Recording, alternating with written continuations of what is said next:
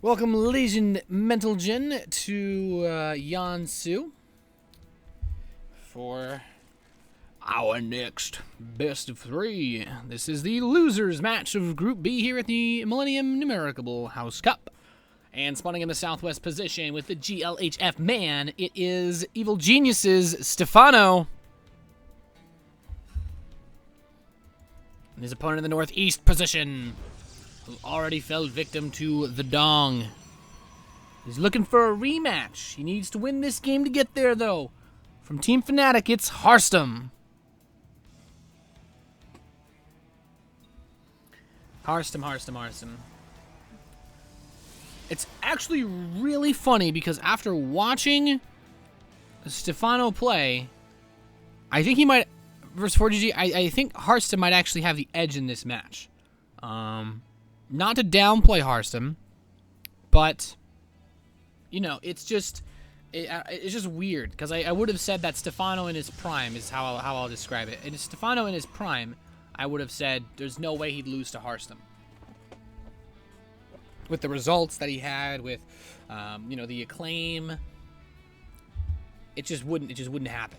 But here we are in a situation where you know, it's just regular Stephano. It's not Kaioken 10. He's not Super Saiyan. He's just regular Stephano playing some StarCraft.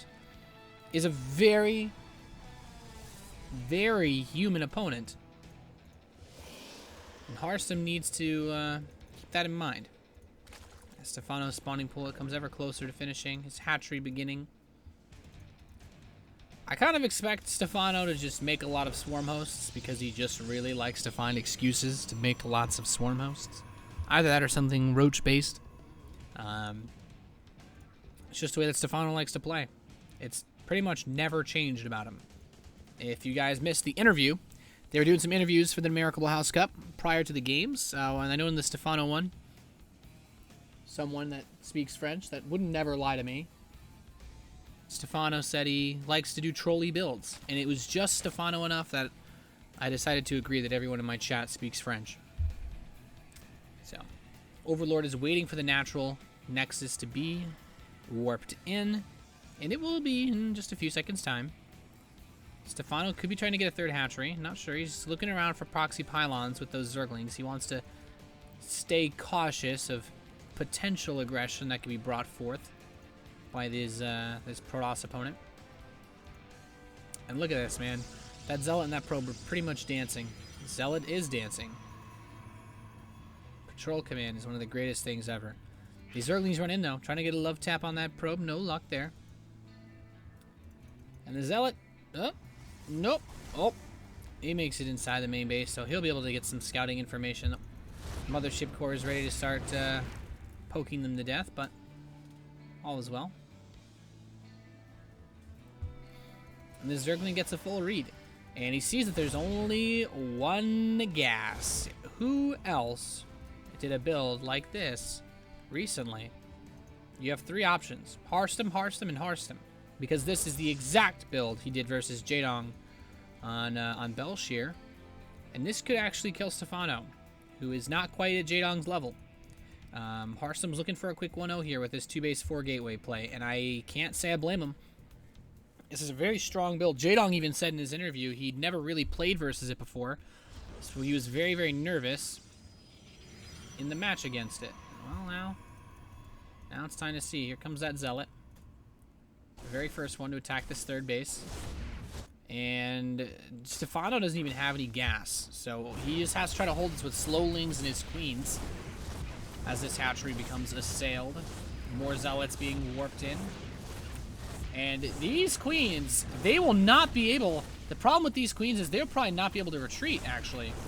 If they step too far forward and they get time warped, that could be it. Really needs to be careful. Time warped queens are so slow off creep. They almost go back in time, but he drops a tumor. The Zealots are coming in. There are so many Zealots here. He's still tagging the hatchery. He doesn't want another queen to finish. And he just got him. Oh my god, look at the positioning of these Zealots on the left side. This is so damn good. The Mothership Core is taking some heavy fire, but... Oh, picking that off was very, very important. The creep tumor has finished, so the queen can dance around a little bit more. More Zerglings get birthed into a world where they move half as fast as they should have. But there's still a lot of Zealots here from Harstem. He's still plowing through this. He doesn't care. And this is just going to get worse and worse and worse for Stephano. The hatchery's dead, so no more production from that one. And, oh man, look at that. Gangs up on that queen. She never know what hit her. And robotics facility on the way behind this. So Harstem's just going to give him the old Harstem special. With, actually doesn't, I don't know how many times he's done this before, but it just felt cool to say. But he's gonna build immortals, is my point. And this pylon is a crucial component to this never-ending siege of Zealots.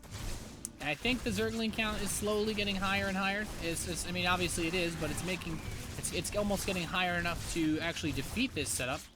And as long as there's still this pylon here, it's going to be a nuisance. And now the queens have managed to claw their ways up to the top of the cliff.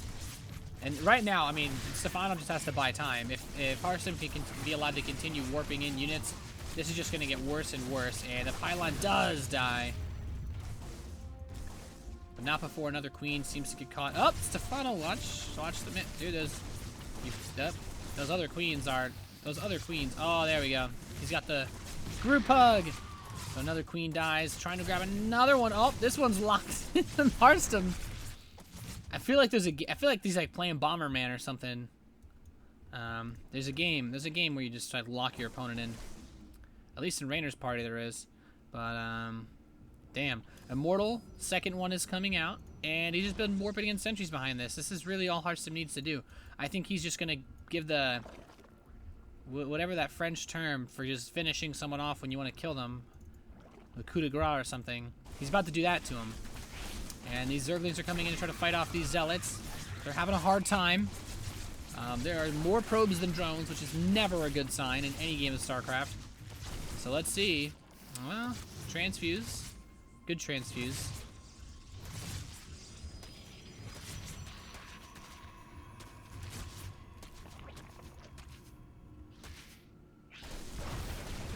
And now the Immortals arrive, and Stephano's like, what, you already have these?